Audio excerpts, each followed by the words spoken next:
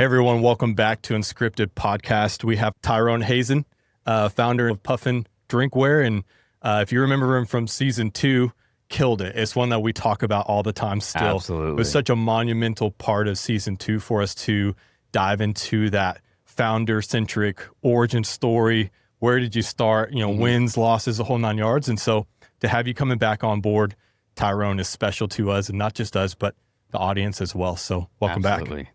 Oh man, excited to be back. Thanks for taking the time and setting this up. Excited to be back hanging out with you guys in your upgraded digs there. Looking good. Heck yeah, man. Yeah, absolutely. It's good to be in this position and to kind of come at it with a different mindset than we had the previous go around. And naturally the podcast came to the point where we are now. And so I think this is going to be a perfect iteration for your return as well, Tyrone, because as season 2 kind of displayed in the conversation with Puffins, the way it started, that fireside experience, that's kind of what happened here too as well. So on your way back to the show here, I think we want to kick things off just by giving the audience an idea of who Tyrone is specifically, because we know Puffins at this point.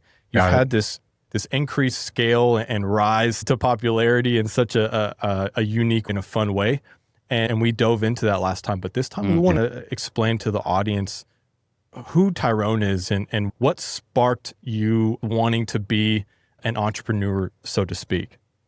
Sure. Yeah. I appreciate the question. No, I think you kind of, I am an entrepreneur, and that means something different than having chosen to be an entrepreneur. And right. I think that, like, if I really think about it, and this is a discovery that I've come up with just over the past couple of years, in thinking about this kind of question, like, hey, what's the next stage in life? What are the things that interest me? These types of things, as I kind of play around with these types of questions, and understanding now that I've had enough kind of interaction with others in this world, we've hired CEOs, and I'm working with a lot of people that have been in different capacities within the business world. And an entrepreneur is a specific role, and it's a different person within society. And some people train to become one and do a great job, and other people just have it. And there's not a good, bad, or, better or worse scenario there. But I am cut from the cloth of entrepreneurship. And so Interesting. I am like an absolutely horrible employee. Like, I'm not trainable. I don't want to do it. If there's something that I need to do and there's a way I want to do it, you're not going to get me to do it any other way. Not that I'm like overly stubborn about it, but like, I think that's the difference with entrepreneurs. I've learned that we really are wired a little bit different. And so we can do things that others can't do, but at the same time, we can't do things that might seem like the easiest thing for other folks to do. So yeah, I mean, I tried the corporate route a number of different times, and I sold real estate, tried to be in sales, which obviously there's a sales component to entrepreneurship for sure. But at the end of the day, like, coming up with something that I've got an itch that's so strong inside that I can't do anything but scratch it. I've got to go scratch this itch. Usually involves, like, I've got an idea and I want to see it manifest real in the real world. And that's why, like, I love product. Yeah. That's usually the case. It's usually something physical. And I'm like, how would I, like, it's an idea. That's all it is, an idea in my head. How do I make it so that I can see it? And not necessarily, it's not about selling it and building a business around it. I want to see it in real life. I want to see the thing. And so it's that, and then that just continues to move forward, and you go, all right, well, now I want to see if I can sell. Now I want to see how big can this get? And then you start building. The thing you build is the business. The thing you build is the community around the business. So yeah, I've tried to fight it for quite some time, but now I'm like firmly planted. I am an entrepreneur, and that means something to me. Yeah. Wow. There's a lot of definitions of how, and I think people have their own way of defining entrepreneurship. How would you define it? Man, and an entrepreneur, I think, is somebody who's got an idea. I mean, I'm going to back this up because, and I'm going to say something somewhat maybe provocative here, but if you go out and buy and run a business, you go out and franchise a business, I don't, in my mind, that's not the same thing as entrepreneurship. Okay. You're an operator or a business owner, and it's not, again, not good, bad, and different. Like, it's not a comparison thing, but my definition of an entrepreneur is someone that, like, they've got to go find their own path. There's something that they want to accomplish that requires either that end goal is somewhere where no one has been, or they're going to an end goal and they're creating their own path to get there. So they're doing it in a different way. So there's a requirement in my definition of innovation in entrepreneurship, and either that product or the service or the way you're building the business that I think is required. But if you just go learn how to operate a business, and which is cool, go do that. I wish I had the ability to go just pick up businesses and just get them running and have them off and running. I think that's I would call that something different. So I think that's like the pinnacle or the linchpin for my definition, is that it is requiring of innovation in some way. Yeah, I agree. I think entrepreneurship is somebody is very similar to what you said, right? It's somebody that can identify a new way of doing something and then taking that through the entire life cycle of bringing it to market, right? And whether it's successful or not, right? It's all in not giving up and doing what it takes to make something happen and bring something to life. And I think that's the beauty of entrepreneurship, right? I think that, we talked a little bit about last time where the sexiness of entrepreneurship is starting to wear off, right? Mm-hmm. People that were talking about this crap 5-6 years ago are starting to get kicked in the teeth and go, oh, this crap is hard as hell, right? Yeah. Like, how do I make this happen? And then at that point, you start to understand what you're really made of. And then at that point, I think once somebody realizes that, they understand, okay, this is entrepreneurship just isn't a word or definition anymore. It's like it's this life that you actually live day to day, right? It's almost walking the walk and talking the talk. Yeah, totally. I think of it as it truly is a creative pursuit, again, by the way that I define it. And so it's a sort of artistry. We're just using a very different materials and methods to go create this thing that we have in our mind. My wife is a documentary filmmaker, and she's wildly creative. Oh, wow. And she's a painter and a poet, and she's just absolutely incredibly talented.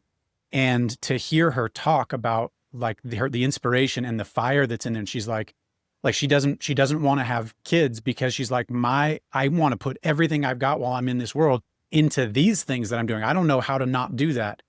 And I find a similarity there. Like I said before, like there's this itch in me and I want to go solve it. And I think that's where some of that sexiness comes from, right? Like if you think about any other artistic pursuit, there's some cool, like dark trench coat, smoking a cigarette in the back of the bar. Like there's this cool feeling to it. There's this cool vibe that it can offer. And I think that it parallel, or a musician, or, any of those things, like they have that there's a sex appeal to it. I think that we're probably entrepreneurs probably at the lowest end. Like we're the nerds of the artist community. Yeah. And some people would certainly argue that we're not artists, but I think that's the closest thing I can come up with to think about, like, that's how it feels to me. I've got an idea and I've got to go chase it down. Yeah. Because you think about like watercolor painting, Bob Ross, and like what it took it wasn't off of just white paint, So as an entrepreneur, you have this palette that you have no idea what that palette's going to look like until you start the painting, until you start that project. And then you realize, oh, I actually need green. I need indigo. I need my sister just brought up a color I didn't know was a thing, periwinkle. But it's like a bluish purple. Like a purplish blue. Yeah. There you go. There you go. So it's and as I look behind you, Tyrone, I kind of see this story on your wall, which is so cool because we didn't get that kind of perspective on the last episode. How important, because we know your story, we know the story of Puffins is a really cool one and a really fun one to tell. When it comes back to being an entrepreneur, how important is the story, right? Of just the journey and the adventure of it. You could look back behind you and see, oh, I remember that one. I remember the things that came with it. And how important to you is the story still today? It's almost like, I think the story is really important from the marketing perspective, and people love the story, right? Like I've told the story so many times that I start to phone it in now, I'm kind of but I see people light up and they're like, oh man, I love it. And now lately I've been working with a lot of entrepreneurs myself. And even though my story is, I'm further along in my story than they are in theirs, I am just as excited and interested in understanding the story of the spark of their idea and how they got to where they got. I love that stuff. And so I think that it's incredibly important externally. Internally, I don't know that I think about it a lot, right? It's like you're on a roller coaster. It's all the time.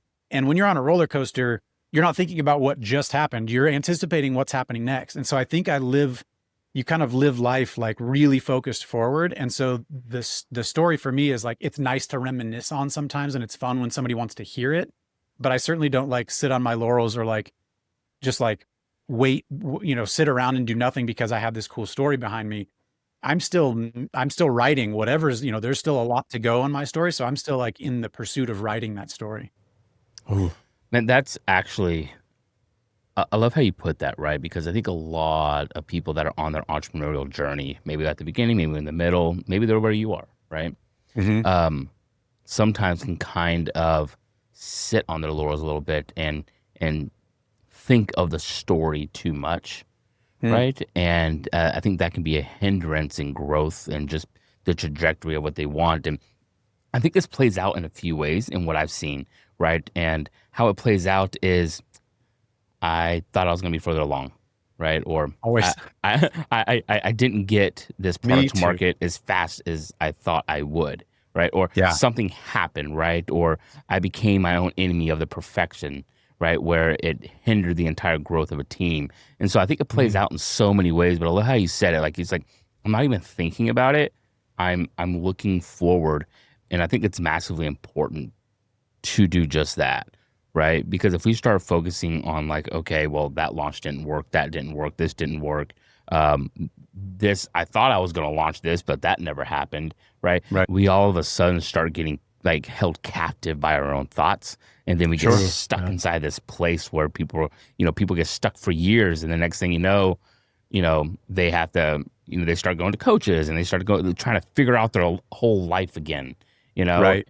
And all it was is if somebody like you could come along, like you're doing with other entrepreneurs, to go, hey, it's just all we're doing is looking forward here. That's all we're doing. Absolutely. Yeah. Yeah, no, I that resonates with me because I think, and I still kind of do it, but now at least I recognize I do it so I can kind of fight against it. But I always thought there would be some plateau, right? Like, when do I get to rest? When do I finally get to be like, okay, cool, I did all the things, I made it to the mountaintop. There's no mountaintop, right? You're either going up or you're going down, and either that, you've switched and you're climbing a different mountain or whatever. But it just doesn't ever seem, and maybe that's because we just, as humans, we continue to move the goalpost, and maybe we shouldn't do that. Maybe we should be more grateful for like, hey, I don't need to continue the pursuit. But I think that, we all also feel driven by a purpose. And at the end of the day, like that, if you know what that is, you're always going to be driven. And it isn't necessarily a financial gain, which is usually what people talk about when we're having a discussion like this. Yeah. But even if you make it to that level, I've got friends that are, unbelievably wealthy, and they're the most driven people I know because they're now driven towards something else. Again, like, it's community, or they just, back to where I started, like they just have this thing they want to see how it works. And it might have the potential to be 1/10 the size of their last thing. And that's irrelevant to them. They just want to see it, and they want to go make it because they think it's beneficial to them or the world or their community. So what you just said actually resonated with me a ton, right? Because I've been on those plateaus so many times, right? I'm like, okay, all right, we reached this summit. Let's go to the next one, right? I climbed Pikes Peak. Now I want Everest, right? And so for me, like, I would say over the past, honestly, very recent last month, I would go, okay, like, I'm getting tired of climbing. My legs are tired, right? I don't have any more. My equipment is running out, right? I don't have any more equipment to do.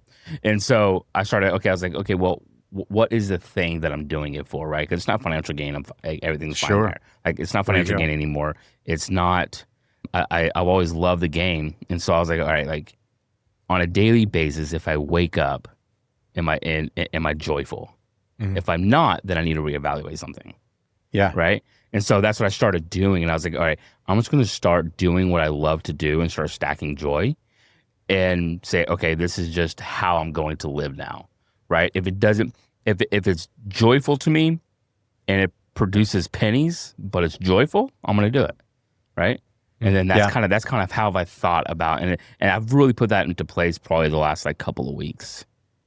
Very, very new. That's cool. I read this book fairly recently. It was recommended to me by a very successful, like, multi-exit entrepreneur in the tech space. And I was telling her about, kind of like this new pursuit of mine and helping other entrepreneurs and in the product space. And she was like, "Oh, you should read this book. It's called Strength to Strength."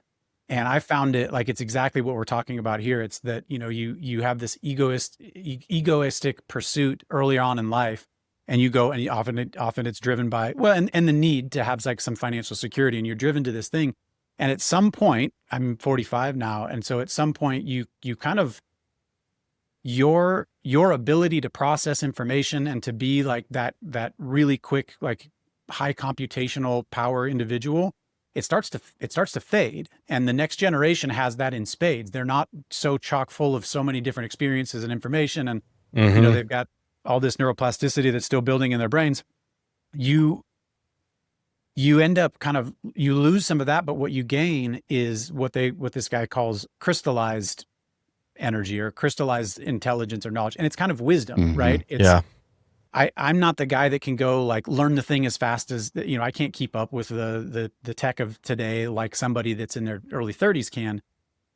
But I know what questions to ask to get clarity around a problem, whereas they might be the ones to be able to solve that problem if they understand how to like really frame the question and understand it. And when do you use this tool versus that tool?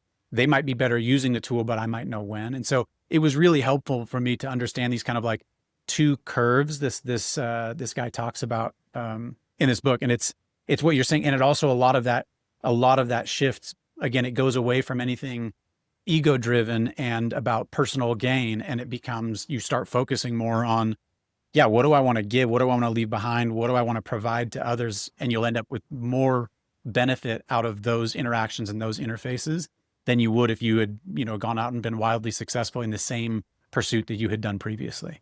Yeah, that's awesome. So it's called Strength to Strength. Strength to Strength. All right. I have a mission for 2025, and I'm a little behind at this point. But 2025, I really wanted to read like 25 impactful books. So would you say Strength to Strength? Is that what it was? Strength to Strength. I'm gonna have to. I'm gonna write that down. You guys might still be on that first curve though. You guys are some young bucks still. Oh yeah. Hey, thank you. Not Michael. He's getting up there. So I'm 37. So okay. But you can read the book, Michael. But we'll a couple years for you. Yeah, there we go. We'll get you a Dr. Seuss. Yeah, there we go. Interesting enough, I just started watching, and I'm late to the rodeo, but We Crashed, the story about WeWork. Oh yeah. And I was just kind of dissecting, and like I was telling Michael that like I've just was absorbing these episodes, and I know there's like some upscaling there for the show purposes, but for the context of what it was, the thing that I was getting out of it was that he was just so good at talking to people. He was just there was a niche of people that he wanted to be around, that he had the ability to communicate with. And as we think about like some of the stuff, and I'm not saying that you guys are crashing, because you guys are continuing to climb, and you can, we have the golden version, limited edition in the background. Hey, we're supporters through and through. I appreciate it. Thanks, guys. But as you see things continue to progress with Puffins, with this unique idea, as you start to see new people that show interest in supporting and helping to grow, you're transitioning into, like, you just had a masterclass about a month ago, and you're stepping in away from Puffins in some way to give back to other areas. Right. Walk us through your desire to be around other entrepreneurs and see them succeed in some of the same ways that you did, and overcome some of those hurdles. Like what, if you don't mind, for our audience, what was that masterclass about? Maybe they'll have an open invitation to the next one. Yeah, absolutely. Okay, so I'll start with that. The masterclass is called The Roadmap to Retail. And I think that as I've been coaching, doing a lot of one-on-one coaching over the past year and a half, I find that that's often one of the first questions. Somebody's got a product, they can figure out pretty easily how to get online, how to sell it on Amazon, how to sell it on their website through Shopify, that kind of thing. But where people really struggle and they just don't have the awareness, and where there are a lot more like rakes in the yard that they're not aware of, is in the retail game. And that's where Puffin thrived. Early on, that's where we got the bulk of our growth. We thought we were going to be almost a purely direct-to-consumer brand. Yeah. And that has always been a laggard between the two. Like direct-to-consumer has always lagged behind retail, and it just got us so much exposure. And so it was really beneficial to the business. And I learned a ton in that. And so The masterclass is just a free 90-minute thing that I do that I kind of walk through. Hey, here are the steps that we take. Still to this day, this is how we did it. This is how we do it. I'm not the one, sending out the emails anymore, but I just kind of talk about that process and simplify things. And then I kind of highlight some of the areas that people need to be aware of, because retail math is different than direct to consumer math. And you think that you're going to solve everything with scale, and you're not. Sometimes scale can be leveraged against you in very, meaningful and impactful ways. So I talk a bit about that as well. And then this last one, I had come up with, I feel like people needed a little more, right? It's a teaser and it gives you some ideas, but then people are like, yeah, well, now what? And I can't one-on-one coach everybody. Yeah, So sure. then, that led into a very short 6-week paid program where I kind of handhold and walk through like each step. And by the end, people are able to like absolutely go out and reach out, and we help find email addresses and, hey, this is how you pitch these individuals. This is how you choose the channels that you should be going into. And so, I've created a matrix, and I've created a process by which you can go and find not necessarily a competitor, but some kind of a comparative product that you're like, I like what they've done. They're 5 years ahead of me, but I would like to be in the same stores as them. I think they're a good proxy for me. How to go in and do like kind of investigative journalism for entrepreneurs or for product developers or for product companies. Yeah. And kind of like find the breadcrumbs, like how did they do that? And with AI, that can be an incredible tool for kind of learning that story. So that's what the master class and my current, it's live now. We just did we're a couple weeks in. My current course, that's kind of what I'm giving back there. I think to go back and answer the earlier question as to like this change, I never thought of I've been if I'm being honest here, like I've been a fairly ego driven individual, right? I've always been like looking at the thing that's out there for me, the shiny object, and I'm just like, driving hard headed towards it. And that served me in many ways. And I do find now that it feels just as good to see one of my clients' products on the shelf, especially when I know that I was a part of that. And I'm like, man, I can do that with a dozen companies at a time over a year or two's time. Whereas if I'm doing it on my own, I don't really have the bandwidth to do that. And I'm like, wow, I could see, walking into stores all over the place. I'm like, oh, I helped with these. Oh, these are my friends over here. And I've been working with these guys for a couple of years. And that feels really good to me. And I didn't know that it would. Again, I'm not like I don't go out and volunteer and do all these things. So I'm not trying to like make myself sound more altruistic than I am, but I've noticed that. And so I'll tell a quick little story because it's also kind of some of the impetus for how this came about. I learned how to build a deck once. I built a deck in my own home here in Bend. I'm looking at it now. I can see it out the window. I built this deck about 10 years ago, and I'd never built it before. And so my father-in-law or my stepfather came over and a couple of buddies, and we built this deck, and I'd never done it. And so I learned. So every day I was so excited because you're seeing progress and you're learning and you're running into challenges. You go, wait, I've never really thought about this component. How do you do that? And then you learn, you go, oh my gosh, this is so cool. Super proud of it. Still love it. I take great care of it. Years later, I purchased a little property on a river nearby, and it had a bunch of cabins on it. And so I had to rebuild all of those decks. And man, I hated it. It was miserable because there was nothing left to learn. Mm-hmm. It was now just like the execution of it. It was just like, carry the heavy boards over here and like hit your thumb with the hammer, and you'd have to do all these things. And I wasn't really learning as much anymore. But the problem and so I was like, okay, that's the thing about me. I always want to be learning. The problem with that is then all of this knowledge I pick up in all these different pursuits in life end up just sedentary. They never go anywhere again. They're not being shared. No one's benefiting from them. Whereas for me, I love to share. It's so fun for me when I know the answer. Right? I love working with people because I'm like, oh, you have a question and I know the answer to it. It's so easy and it feels good, and you get a little burst of whatever endorphins. Something dopamine. releases. There you go. Yeah, something makes you feel good, and so I found that it benefits in both ways, right? Like I can be altruistically beneficial to the people that I'm working with. It is a profit generator for me, right? I do some of these things are for free, but if I get really involved with somebody, I'm charging for that because the point is, like, ideally I'm getting these people 10 to 100x what they're paying me and building their career, helping them build their businesses. And at the same time, I'm getting to like shake loose some of these things that are stuck in there that are never going to do me any good if, unless I go start something. Of course I would be able to benefit from them, but it's kind of easy, and I get to loosen that up and go just share what I've learned. So between all of those components, it ends up like perfectly pointing me into this realm of like the coaching, consulting, advisor, CXO type embedded. Like there's all sorts of ways. As that's been interesting too. As I get into just the coaching world, you realize how many different ways there are to do it. So then I get to once again be artistic about it, and I get to be creative about how I'm going to build my business so that I can provide the benefit and scale it in a way that my business mind wants to try and figure out. And then I get, there's still the scoreboard. There's still like, how successful am I at this?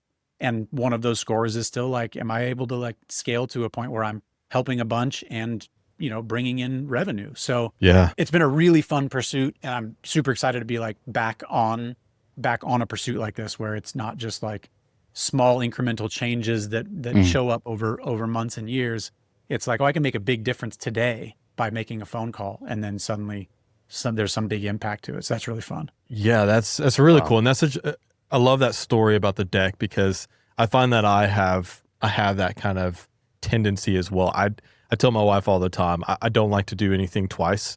I really need to do the next thing. I just have a desire for it. And so I've never looked at it from that point of view of it being sedentary and me not ever using that skill ever again. I guess it's kind of like algebra, or calculus. I'm sure there's a field where that gets used often, right.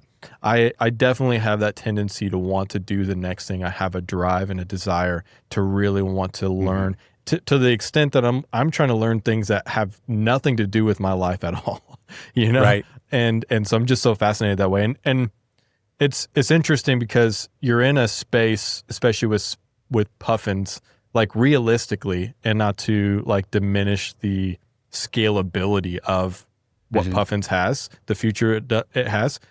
But with this, how many realistically versions of this could you make? I mean, is it infinite? Do you think it's endless? Like what keeps Puffin so fresh, even beyond just the idea of like a new concept?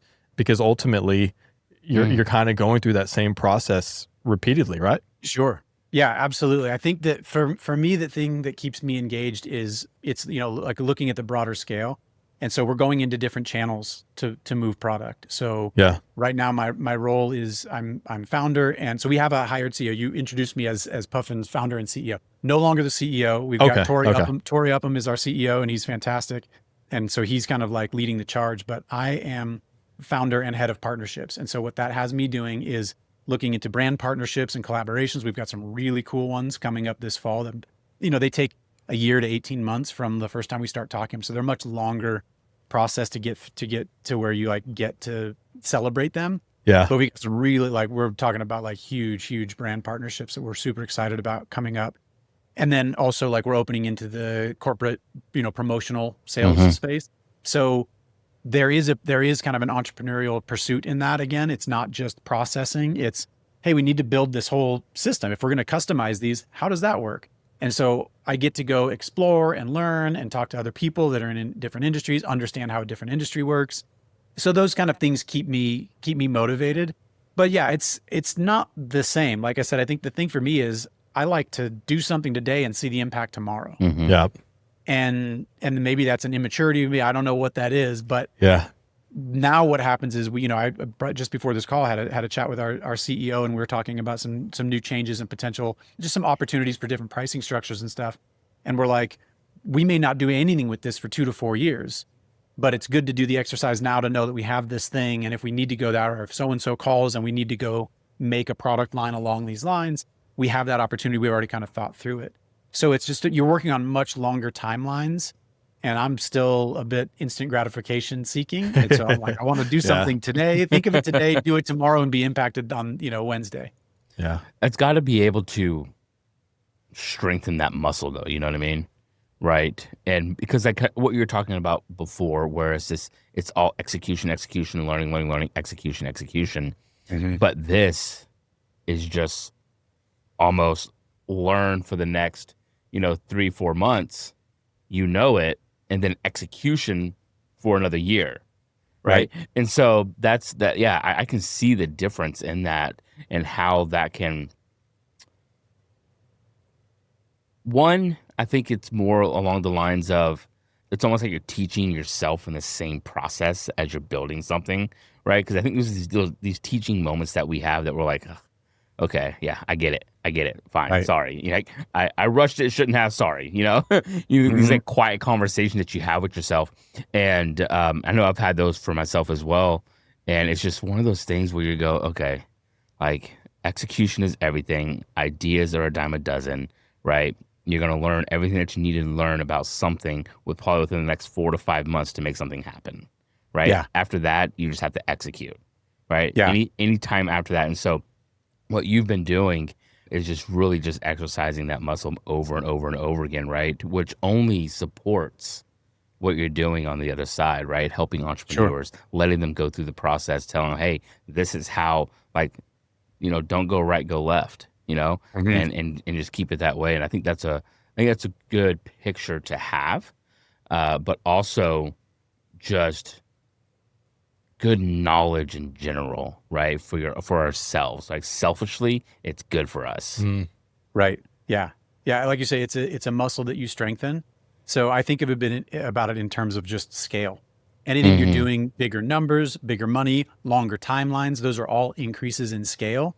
And they take time to get used to. They take time to understand. They take patience you've got to exercise the patience to know that, like, oh, I'm going to put in this effort, and the payout is a long way out, but it's usually a bigger payout. There's some bigger thing that's coming from it. So scale just kind of stacks on itself.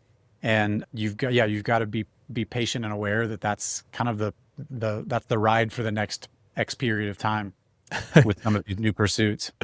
Transparency, moment. You know, Yeah. we're experiencing that. You know, Michael and I were texting probably like 2.5 weeks ago, and I think he texted me. He's like, where I said, "Hey man, what do you think? Like, how do you think like the podcast is going?" He's like, "No, it's not what I anticipated."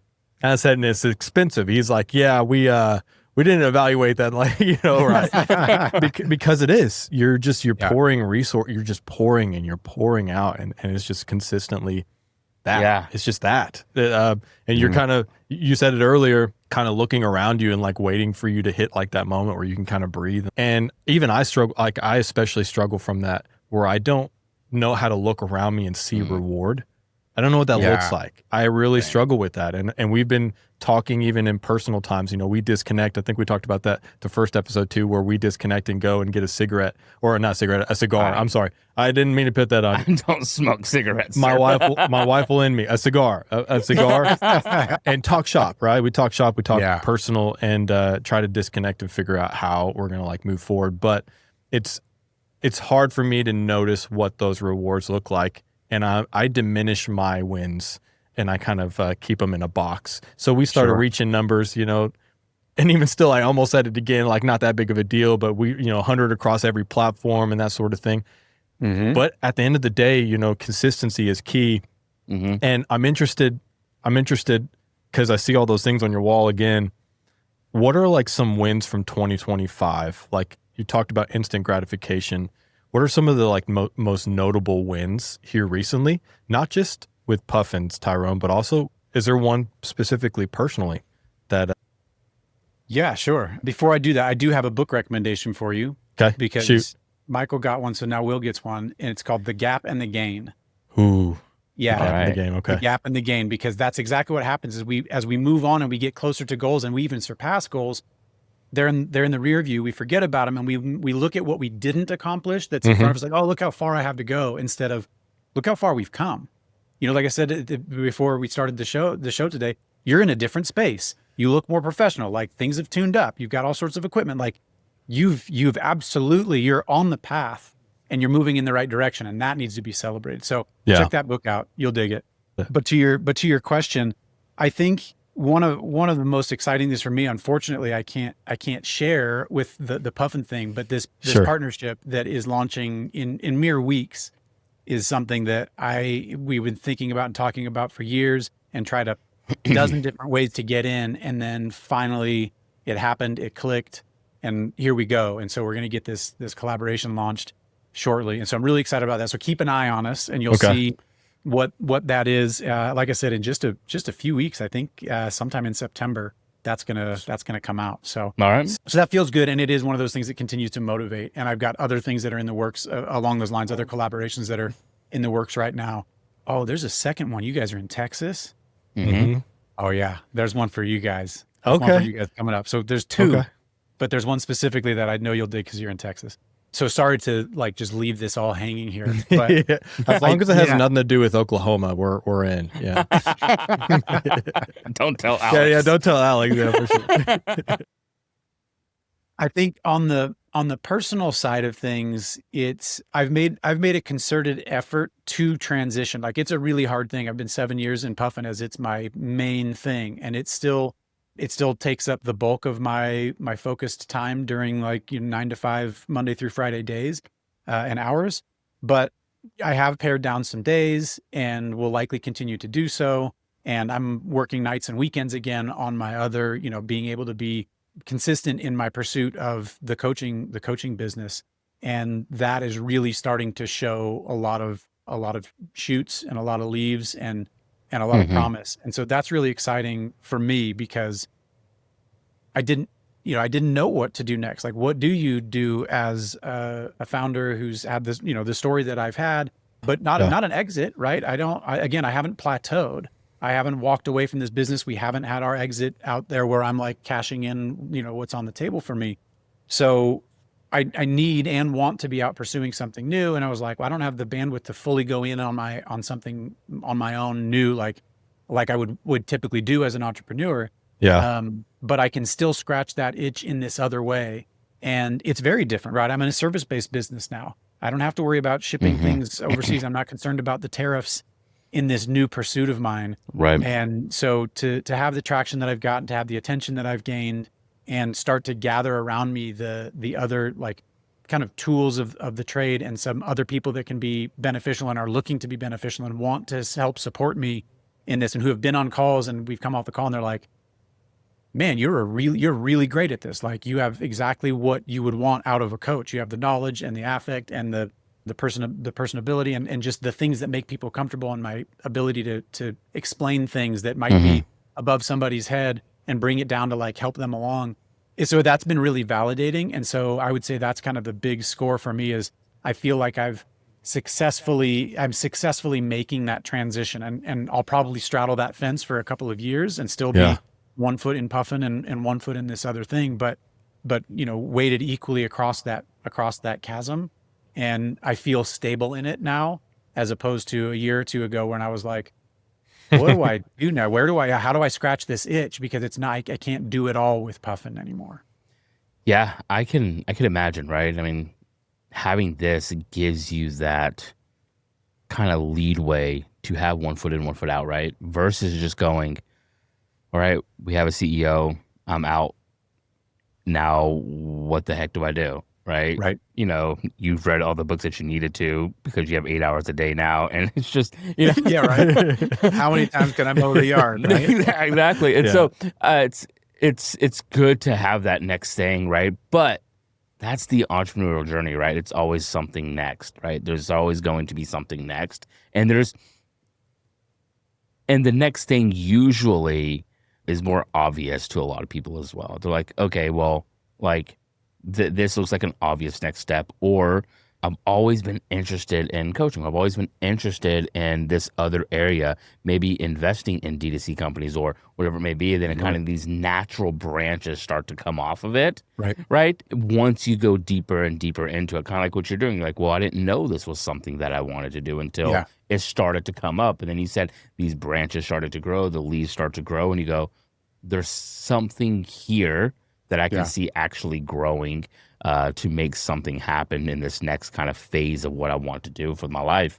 And that's a beautiful thing in itself. Sure. Yeah, no, I love the metaphor there with the branching. It's interesting. So I've got a 12-year-old son going into 7th grade next week.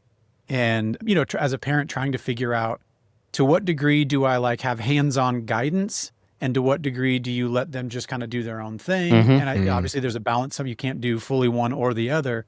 And so I think about it almost like pruning a particular, like you've got to know what kind of tree or what kind of plant this is that's coming up before you start doing too much trimming, because you may end up having it, you're trying to make it look like something it's totally not. Mm-hmm. But in regards to like, as we trim things off, you feel like that's cutting off an opportunity, right? So if my son decides, look, Dad, I don't want to do band, I have no interest in it. I'm like, okay, we're going to cut that off. And it probably made sense. But you've reduced, you've closed a door that in the future will be hard to go back and open, or impossible to go back and open again. But again, continuing with the kind of metaphor of a tree branch, but whatever branch you do take, it fans out again in the future. Like there are more opportunities as you get out there. And like the fractal nature of these things is every time you pick a new one, yeah, you're on that one permanently. Now you can't go back to the others, but it's going to branch out again. And so there will always be opportunities out to grow in the future and kind of push that knowledge into new spaces. So it's, I think it's a perfect metaphor. So well played there, Michael. Talking about books and you've given such great recommendations already, but you just said something that sounded like a perfect book idea. And I mean, it sounds like you might be walking into the space of Tyrone Hazen, the author. The fractal nature. I mean, it just has a ring to it. There we go. It does sound good. I like that. I don't know. There we are. I might borrow it. You know what? I've actually thought about writing a book on entrepreneurship, and who knows if it'll ever get done. Do people other than us, are people reading books anymore? I don't know if that's a pursuit I should get after if I want any form of success. Yeah. But you guys will dig this because it's in regards to entrepreneurship. And if I were to write a book, I would call it "No One's Going to Do It For You," because I've found that every like challenge, every roadblock that I've run into. And I think that I can find this. I think that the solution is to bring somebody else in. I can always get advice from other people and those types of things, but I've hired somebody to do something, whether it be a full-time employee or a contractor. It turns out that most of the work, whatever that challenge was, most of the work that gets taken onto that person's plate isn't the challenging thing. The hard part still gets left with me. And so while you can get support and have help and hire people to do some of these things, usually the hard part is the thing that you just don't want to do. Yeah. Right. It's like it's your destiny, call it, to like figure out how to get through that thing. And so I think that no one's going to do it for you would also be like, it would be polarizing, because some people are like, oh no, I'm looking for the book that tells me how to hire the people to do all the things for me. I don't want to do anything. But I think that there are some people that are like, oh no, I want something to push me into like a gritty perspective, into like, oh, okay, I've just got to like buckle up and go do it. So, but I like fractal. What was the other one? Fractal nature. Yeah. I think I heard it from Alex Hormozy. I'm going to butcher this, but he'd said, I watched him on an interview and he had said, as I think about the type of character that I am, and I always love to do the hardest thing. And you look at that from any other perspective, any other industry, and you feel you're in that position and it's overwhelming. He's like, for me, I find it comforting because I know if I'm doing the hardest thing, there's no one else behind me. And I was like, wow. Because I'm in a unique space, from my 9 to 5, I've been in safety for 14 years now. And I find myself at the most like intense moment of my career. And so hearing that, for me, I was like, wow, you know what? Yeah, I do need to lean into like the hardest things. And really, honestly, there's almost nothing harder than being this entrepreneur, because you don't know if you're striking a gold vein or if you're like hitting and missing, And absolutely. And so I thought that was a unique perspective and kind of something that I was thinking about as you were just talking just a moment ago. Sure. Yeah. Oh yeah. And he's obviously one to listen to. So I think guy knows what he's doing. Right, he's like, I think everybody's calling him the course final boss. Yeah, was that? That's good. That's good, man. I mean, but you know what though? It shows you that when you go all in on your niche, then you become the best at it. You know what I mean? Right. And so, and that's honestly just what it's about, right? That was, a lot of people will and do, put themselves up against, who he is now to their starting point, right? And they have these questions that are always around the same type of line, where it's like, well, how do I get to where you are? How do I do this? Or what should I be focused on? And at the end of the day, it's like, I can tell you, but I mean, you're not gonna go do it, Right. right? Yeah, You're not gonna, because you haven't done anything hard enough to make you go, okay, like I did that. That was hard, right? Like it builds a little bit more character, builds a little bit more confidence, right? Once you Absolutely. get that confidence, you're able to do it again, right? And then you push those boundaries, you push your capacity. Then once you push your capacity, then like things really start to open up. Now you go, okay, well, maybe I am in my 9 to 5, but I can spend 5 hours at night working on my thing too. Right. Or Yeah, I can find the energy for that. right, like you start getting energized when you start to expand your capacity. You got Right. it. And then that was the biggest thing that I had to do. I was like, okay, so some years ago, probably like 10 years ago now, I was like, okay, I have more capacity to take on what I need to. Like, what does that look like? How do I take this on? Right. So Sure. I did. So I was like, okay, well, I took as much as I could on. Right. I was working 18, 20 hours a day.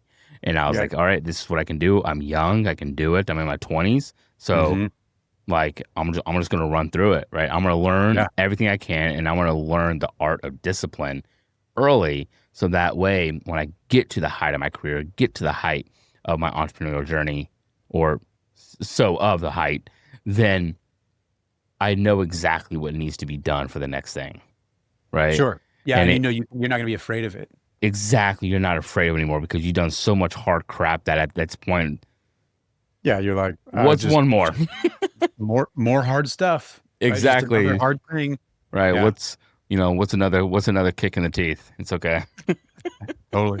Yeah, you build up those calluses, right? And it's an analogy to it, for sure. 100%, right? And that's honestly what it's about, right? Building up the calluses to be able to say, yeah, we're here. It sucks. We got to get it done, right? And I'm going to put it out into an existence, right? When I read your book, nobody's going to do it for you. They're going to learn that. Yeah. That's it. Let's plug it now. We'll start building it now. Exactly. As every time we do a CTA and Michael jumps in, he goes, follow my course, my new course. And I'm like, stop. I'm like, stop. No, as the sun's setting over there, you kind of have this, we've watched over the course of this episode, things kind of change dynamically around you. Oh, yeah. It looks so good. You always have such a great setup. And we know you love nature in that beautiful area of Bend, Oregon. And you talked about that on the first episode, just how impactful it was to be a part of that community. Anything new and exciting happening in Bend, Oregon right now? Anything that's giving you life, just even outside of just your business, but just kind of gives you that. For me, it's like driving first thing in the morning. I don't know if you know this or have this in Oregon, but like when the sun's at that like 7:30 or 7 a.m. and it's coming at that angle, something about that gives me like this dopamine hit to go out and do something I probably, don't have the capacity to handle, but it gives me that like energy to want to create, to do something. How are you inspired by today by Oregon? Sure. Yeah. No, it's fun. You mentioned it's wildfire season, which is now a thing over here, unfortunately. And so you probably can't see from there, but the colors are actually really beautiful because there's a fire somewhere and it's kind of blocking out the sun a little bit. And so we're getting this kind of like orangish red, interesting, and I can smell it. It's probably a new fire. It's not a good thing. But I'm, as soon as we're off the call here, I'm going to take my dog. I've got this beautiful park called Shevlin Park where we go just kind of hang out and spend time. We're very regular, my wife and I and my dog and my son when he's around. That's why we're here. We're always out there. I go ride mountain bike, to go downhill mountain bike with my team on a every other week kind of basis. And then soon enough, I think to answer your question more succinctly, right now everything's really cool. We're about to go into this transition where everybody goes back to school, and right around the corner it's going to start snowing. And then it's ski season again. There you go. It just feels like ski season just ended. And that was the main impetus for me to move here. I think I actually get more out of summertime here in Bend now. And just last weekend we went up, there's like the wildflowers are in bloom up at like the timberline and some of the mountains. And there are these gorgeous, the meadows smell like you're in Sephora. It's unbelievable.